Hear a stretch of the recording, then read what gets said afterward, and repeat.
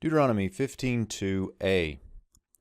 V'zeh devar hashmita, shamot kol Baal mashe yado, asher yashe berehu.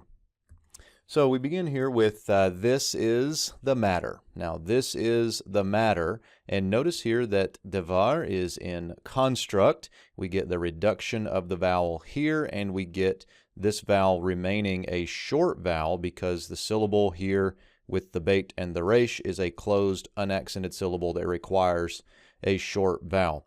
And so we get this clearly a construct. We also get the conjunctive accent that runs these together. So good little morphology element there. I'm going to erase some of these pieces so that you can actually see that a little bit better. So notice the vowel pointing there, that's clearly a construct. And so this is the matter of the Shemitah, or this debt release. This is the matter of the debt release. So we're getting ready to hear how does this thing work itself out in detail.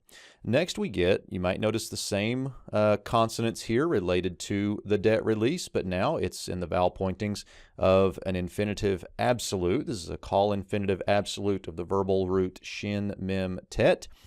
To release, to free, to let go, or something like that. Here we get the subject, any owner. Baal here is going to work as an owner. This isn't the deity Baal, an owner. Now, Halot mentions this in a specific context as a creditor with some sort of like specific role. It can take on a number of meanings, and here in this context, we might say a creditor. So, any creditor. And we might pick back up, I didn't do this a minute ago, but we might pick back up this infinitive absolute and see that it's substituting here for an imperative. It's substituting for an imperative. So any creditor shall release or shall let go the loan of his hands. The loan of his hands.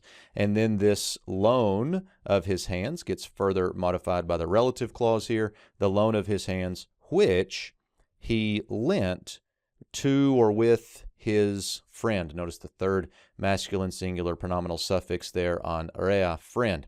Now the bait preposition here is just simply the object marker for the verb. The verb we have here is a hifil imperfect third masculine singular, and this is of the root nun, shin, aleph. And there's a little bit of interesting morphology here as to where we go from the aleph to the hey, but I'll let you take a look at that in Halot. It's not quite as abnormal as it seems in comparative Semitics, but right here on the page, I know that could be a question. So hifil imperfect third masculine singular, which he loaned to his friend.